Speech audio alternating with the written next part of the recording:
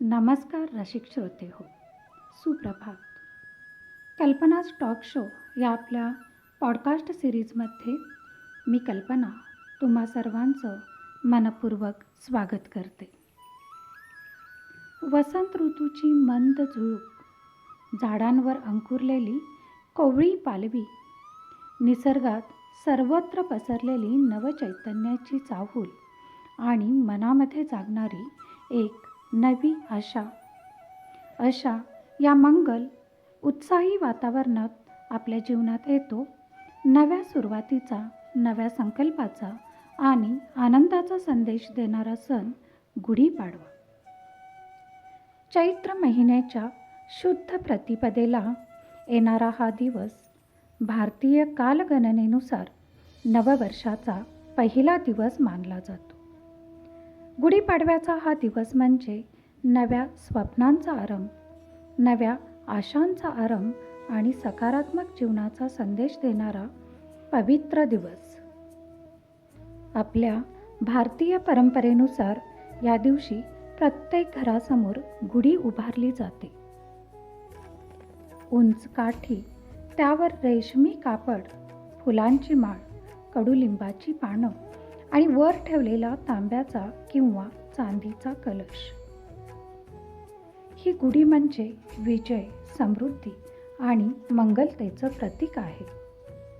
आपल्या पुराण कथांनुसार याच दिवशी ब्रह्मदेवाने सृष्टीची निर्मिती सुरू केली, म्हणून गुढीपाडवा हा सृष्टीच्या नव्या चक्राची सुरुवात मानला जातो.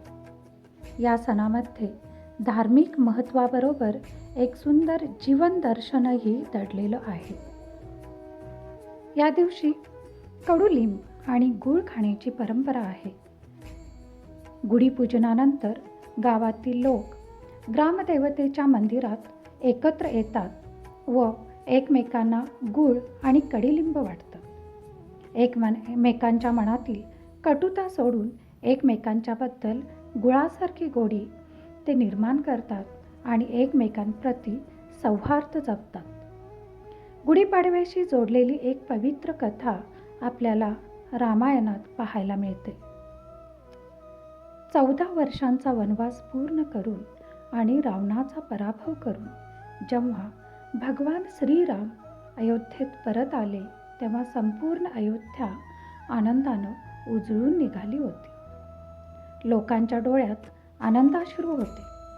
रस्त्यांवर फुलांची उधळण होत होती आणि प्रत्येक घरासमोर लोकांनी विजयाची पताका उभारली होती. ही विजयाची पताका म्हणजेच पुढे गुढी म्हणून ओळखली जाऊ लागली.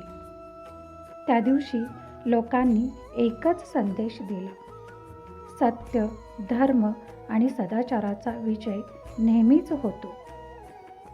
म्हणूनच गुढीपाडवा हा सण आपल्याला आशा, धैर्य आणि सकारात्मकतेचा संदेश देते. जेव्हा आपण घरासमोर गुढी उभारतो, तेव्हा ती फक्त एक परंपरा नसते, ती असते सत्याच्या विजयाची पताका, आशेचा झेंडा आणि आपल्या संस्कृतीचा अभिमान. म्हणून या गुढीपाडव्याच्या शुभ प्रभातेला आपण एक संकल्प करूया. भूतकाळातील कटुता, दुःख विसरून नव्या आशेने आणि उत्साहाने आपल्या जीवनाचा प्रवास सुरू करूया. गुढी उंच उभारूया आणि त्यासोबतच आपल्या स्वप्नांची, आशांची आणि सकारात्मकतेची पताका देखील उंच उंच फडकू देऊया. आपणा सर्वांना गुढीपाडव्याच्या हार्दिक शुभेच्छा. नववर्ष तुमच्या आयुष्यात आनंद, आरोग्य आणि समृद्धी घेऊन येऊ. आजच्या या भागात आपण इथेच थांबतोय. पुन्हा भेटूच एका नवीन एपिसोडमध्ये. तोपर्यंत धन्यवाद.